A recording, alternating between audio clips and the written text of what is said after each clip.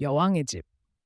제인 우연은 황기찬이 강규철 회장님의 방을 마지막으로 떠난 사람이라는 것을 증명하는 CCTV 영상을 찾아낸다.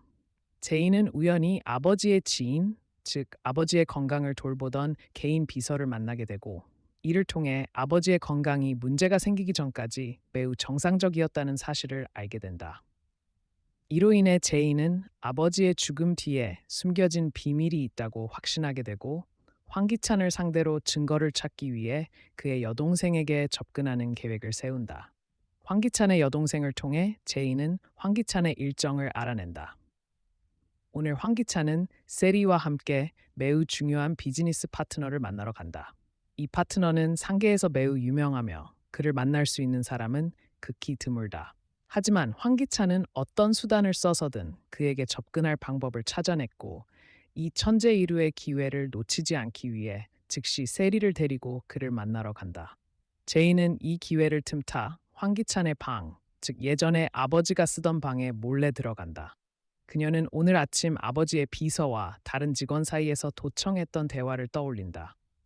이봐, 최근 우리 그룹에 드라마 같은 일이 많다는 거 알아? 특히 현 회장과 그의 새 아내의 사생활에 관한 거야. 들어보니 그 여자는 제인 아가씨의 절친이라던데, 심지어 그들 사이에 아이까지 있다고 하더라.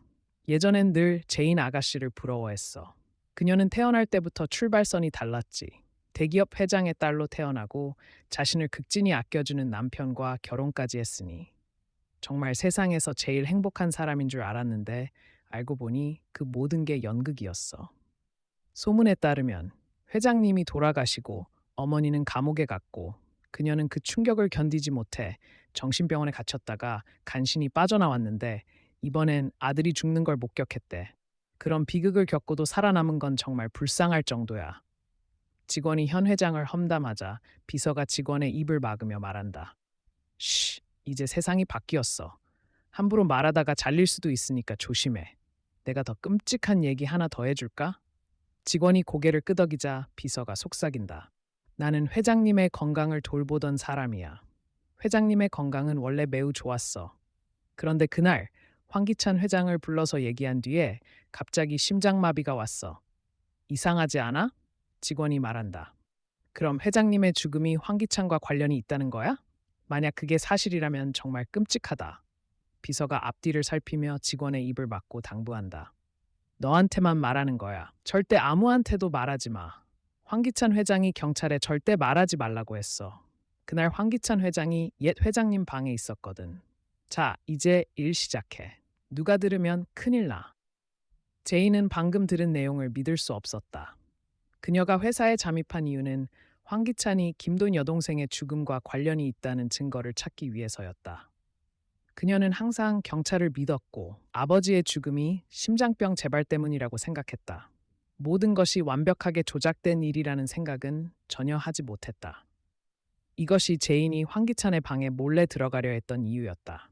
모든 것을 떠올린 뒤 제인은 마음을 진정시키고 증거를 찾기 시작한다. 그녀는 황기찬의 컴퓨터에 침투하려 했지만 비밀번호를 풀지 못했다. 절망에 빠진 순간 제인은 책상 서랍을 열어보고 아버지가 항상 지니고 다니던 심장약병을 발견하고 충격을 받는다. 제인은 눈물을 터뜨린다. 황기찬이 이 약을 의도적으로 숨겼기 때문에 아버지가 죽은 것이었다. 제인은 아버지가 황기찬이 비열한 인물이라는 것을 알고 그를 혼내주려 불렀던 것이라고 추측한다.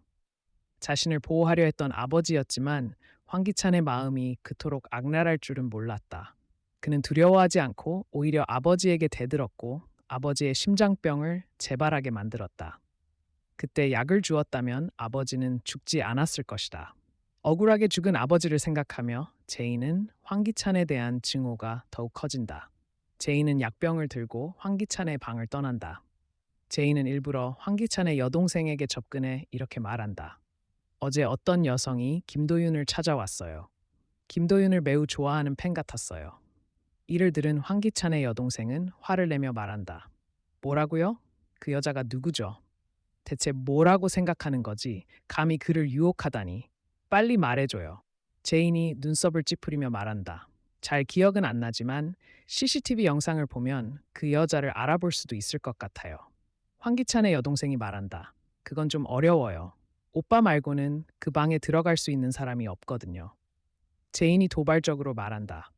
그래요? 그럼 아쉽네요. 김도윤 박사님과 당신을 도와줄 수 없겠어요. 당신이 회장의 여동생이라면 다들 무서워할 줄 알았는데 아무도 당신을 신경 안 쓰는군요. 그럼 저 갈게요. 함정에 걸린 황기찬의 여동생이 말한다. 잠깐, 거기서 내가 못한다고 누가 그래? 따라와. 황기찬의 여동생은 제인을 비밀방으로 데려가 경비원에게 말한다. 문 열어. 나 급한 일이 있어. 경비원이 말한다. 죄송합니다, 아가씨. 회장님의 지시 없이는 규정을 어길 수 없습니다.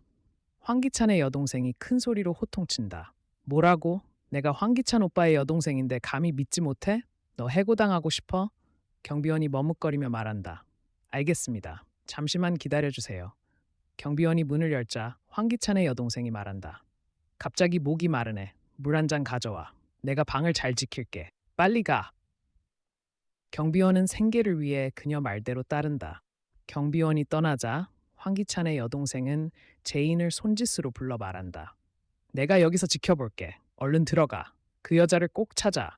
제인이 기뻐하며 말한다. 당연하죠. 잠깐만 기다려주세요. 그리고 안으로 들어간다. 제인은 아버지가 돌아가신 정확한 날짜를 떠올리며 CCTV를 확인한다. 아버지가 발병했을 때 방에 들어간 사람은 황기찬뿐이었다. 잠시 후 그가 태연히 방을 나가고 곧이어 비서가 차를 가지고 들어오다 아버지가 이미 사망한 것을 발견한다. 제인은 기뻐하며 그 영상을 추출해 현장을 떠난다. 황기찬의 여동생은 제인이 나오자 말한다. 어때 찾았어? 제인이 머리를 긁으며 말한다. 찾아봤는데 몇 시인지 기억이 안 나서 어려웠어요. 다음에 그 여자가 오면 꼭 연락할게요. 제인은 그렇게 말하고 떠난다. 황기찬의 여동생은 화가 나서 자기 방으로 돌아간다. 제인은 방에 도착하자마자 그 영상을 김도윤에게 보여준다. 둘 다 매우 놀라고 기뻐한다. 오랜 노력 끝에 제인이 마침내 황기찬을 상대로 한 증거를 찾았기 때문이다. 김도윤은 즉시 제인을 데리고 경찰서로 가서 신고한다. 황기찬은 회사로 돌아와 보안실에 경비원이 없는 것을 보고 화를 내며 경비원을 불러 질책한다. 여동생이 문을 열도록 허락한 사실을 알고 크게 화를 낸다. 그 순간 그는 전화를 받는다. 제인이 그를 아버지의 죽음과 관련해 고소했고 경찰은 제인이 증거를 가지고 있어 무시할 수 없다고 말한다. 하지만 이 증거만으로는 황기찬을 유죄로 만들 수 없지만 법에 따라 황기찬은 조사를 위해 경찰서에 출석해야 한다. 황기찬은 얼굴이 창백해지고 매우 화를 낸다. 이 정도 증거만으로 제인이 아버지의 사건을 뒤집을 수 있을까? 황기찬은 자신이 저지른 범죄를 감추기 위해 어떤 책임을 회피할 것인가? 이어지는 이야기는 다음 영상에서 공개됩니다. 안녕하세요. 다음에 만나요.